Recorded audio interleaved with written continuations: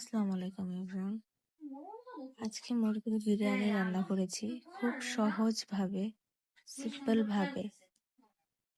প্রথমে আমি ফ্রিজ থেকে পেঁয়াজ বের করে সেটাকে বেরেস্তা করে নিয়েছি।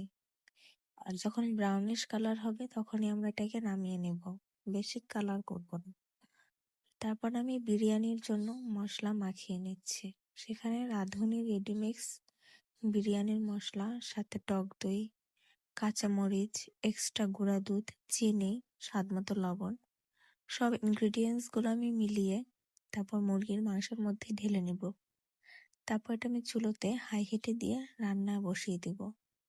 মুরগিটা রান্না হতে হতে আমরা চাল ভিজিয়ে রেখেছিলাম, সেটাকে আমরা প্রসেস করে নেব। তারপরে অন্য চুলাতে তেল গরম করে সেই ভিজিয়ে রাখা চাল, মটরশুঁটি দিয়ে নিয়েছি, দিয়ে ভেজে নিয়েছি যাতে বিরিয়ানিটা ঝরঝরা হয়। তারপরে আমি গরম পানি নিয়েছি এবং রান্না করা মুরগির মাংস দিয়ে দিচ্ছি এবং আরেকটু স্বাদ মতো লবণ নিয়ে নিচ্ছি, লবণ হয়নি তাই। তারপর এটা আমি সুন্দর মতো রেখে হাই হিটে দিয়ে দমে দিব, মানে রান্না হওয়ার জন্য।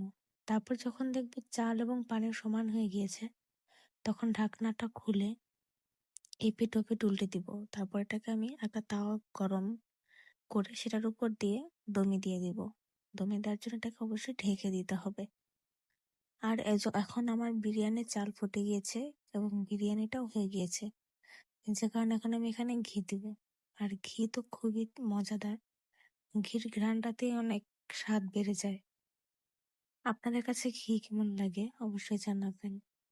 তারপর এটা আমি এপিট ওপিট নেড়ে দিচ্ছি মিক্স হওয়ার জন্য, এবং আমার বিরিয়ানিটা খুব সুন্দর ঝরঝরা, খুব ভালো হয়েছে। যদি আপনাদেরকে আমি সামনাসামনি খাওয়াতে পারতাম তাহলে বুঝতে পারতেন কতটা টেস্ট হয়েছে। তো আমার ইয়ামি ইয়ামি বিরিয়ানি কমপ্লিট, খুবই মজা হয়েছে। অবশ্যই আপনারা বাসায় ট্রাই করবেন। আল্লাহ হাফেজ।